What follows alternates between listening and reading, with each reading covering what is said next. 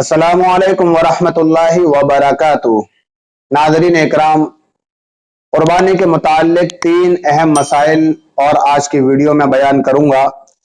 बयान करने से पहले दरख्वास्त ये है कि वीडियो को आखिर तक देखें ताकि तीनों मसाइल बखूबी समझ में आ सकें और आगे भी शेयर कर दें ताकि दूसरे लोग भी इससे इस्तिफादा हासिल कर सकें, फायदा उठा सकें। तो पहला मसला कुर्बानी के ताल्लुक से ये है कि ऐसा जानवर जिसको खुजली की शिकायत हो गई हो, अब खुजली होने की बिना पर वो जानवर ऐबदार हो जाएगा, तो अब ऐसे जानवर की जिसको खुजली हो गई हो कुर्बानी दुरुस्त होगी या दुरुस्त नहीं होगी।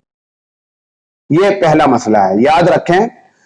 अगर जानवर को खुजली इस दर्जा हो चुकी है, इस हद तक हो चुकी है कि उस खुजली का असर जानवर के गोश्त तक पहुंच चुका है, यानी जो ऊपर की खाल थी वो सारी की सारी सड़ गई और सड़ने के बाद उस खुजली का असर गोश्त तक पहुंच चुका है, गोश्त भी हल्का हल्का सड़ना शुरू हो चुका है। तो अब ऐसा जानवर शरीयत की रूह से ऐबदार कहलाएगा और ऐसे जानवर की कुर्बानी शरीयत में दुरुस्त नहीं कहलाती।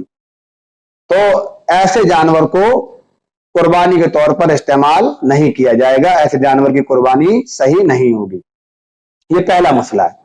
दूसरा मसला, क्या कोई शख्स लोन लेकर के या कर्जा लेकर के कुर्बानी कर सकता है या नहीं कर सकता? सवाल थोड़ा तफसीली है, इसको समझ लीजिए। यानी एक शख्स ऐसा है जिसको कुर्बानी करनी है, जो साहिब निसाब है, कुर्बानी उसके ऊपर वाजिब है, लेकिन उसके पास रकम नहीं है, कैश नहीं है। अब वो कुर्बानी कैसे करे, जानवर कैसे लेकर के आए? अब वो लोन पर कर्ज ले लेता है या किसी पड़ोसी से या किसी दोस्त से कर्जा ले लेता है ताकि वो कुर्बानी कर सके। तो अब उसका लोन लेकर के या कर्जा लेकर के कुर्बानी करना दुरुस्त होगा या दुरुस्त नहीं होगा? याद रखें, इसमें 2 मसले हैं। पहला मसला तो ये है कि अगर वो शख्स लोन लेता है और लोन ऐसा लेता है कि जिसके ऊपर इंटरेस्ट नहीं देना, जिसके ऊपर ब्याज नहीं देनी, जो रकम उसने उठाई है सिर्फ वही रकम उसको भरना है, तो ऐसी रकम से खरीदे हुए जानवर की कुर्बानी दुरुस्त है, सही है। और अगर उसने लोन ऐसा लिया है कि जिसके ऊपर इंटरेस्ट भी देना है, ब्याज भी भरनी है, तो अब ऐसे जानवर, ऐसे पैसे से खरीदे हुए जानवर की कुर्बानी दुरुस्त नहीं होगी। यही हाल कर्जे का है। दोस्त से कर्जा लिया और दोस्त ने कर्जा दिया है बगैर सूद के, बगैर ब्याज के, बगैर इंटरेस्ट के, तो ऐसी रकम से खरीदे हुए जानवर की कुर्बानी दुरुस्त हो जाएगी। लेकिन दोस्त ने या पड़ोसी ने जो रकम दी है वो इंटरेस्ट के साथ में दी है, यानी उसने कहा है कि मैं आपसे ब्याज के पैसे लूंगा, सूद के पैसे लूंगा, फिर वो बकरा खरीद लाया उस रकम से, तो अब ऐसे जानवर की कुर्बानी शरीयत की रूह से दुरुस्त नहीं होगी। ये दूसरा मसला था। तीसरा मसला, क्या गैर मुस्लिम के हाथ से ज़िबा किए हुए जानवर की कुर्बानी दुरुस्त होगी या दुरुस्त नहीं होगी? इसको भी मिसाल से समझ लें। यानी एक शख्स जिसके ऊपर कुर्बानी वाजिब थी, वो बकरा लेकर के आया, लेकिन वो जानवर की गर्दन पर छुरी अपने हाथ से फेरना नहीं चाहता या फेरना नहीं जानता।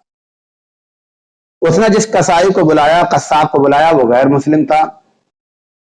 तो अब उस गैर मुस्लिम कस्साब ने अगर जानवर की गर्दन पर छुरी फेर दी, ज़िबा कर दिया, तो अब इस जानवर की कुर्बानी दुरुस्त होगी या दुरुस्त नहीं होगी? याद रखें, शरीयत का हुक्म क्या है? शरीयत का हुक्म यह है कि कुर्बानी ज़िबा किया हुआ जानवर वही हलाल होगा जिसको ज़िबा करने वाला या तो मुसलमान हो या अहले किताब हो। अगर कोई अहले किताब नहीं है, कोई गैर मुस्लिम है, गैर अहले किताब है, और वो जानवर को ज़िबा कर दे, तो उसका ज़िबा किया हुआ जानवर हलाल नहीं होता है। लिहाजा अब साहिब निसाब शख्स ने जिस कस्साब को बुलाया है, अगर वो कस्साब, वो कसाई, गैर मुस्लिम कसाई अगर जानवर की गर्दन पर छुरी फेर देता है तो कुर्बानी दुरुस्त नहीं होगी। अब उसकी शक्ल ये है कि या तो साहिब निसाब शख्स खुद अपने हाथ से जानवर को ज़िबा करे, और अगर नहीं करना जानता या नहीं फेरना चाहता तो फिर किसी ऐसे शख्स को बुलाए जो मुसलमान हो, अहले किताब हो, और वो उसके जानवर को ज़िबा कर सके, तो कुर्बानी दुरुस्त होगी। तो ये कुल 3 मसले थे आज की वीडियो में। उम्मीद है आपको समझ में आए होंगे। اور درخواست یہ ہے کہ اس کو آخر تک دیکھیں اور دوسروں تک اس کو پہنچائیں، شیئر کریں۔ السلام علیکم ورحمۃ اللہ وبرکاتہ۔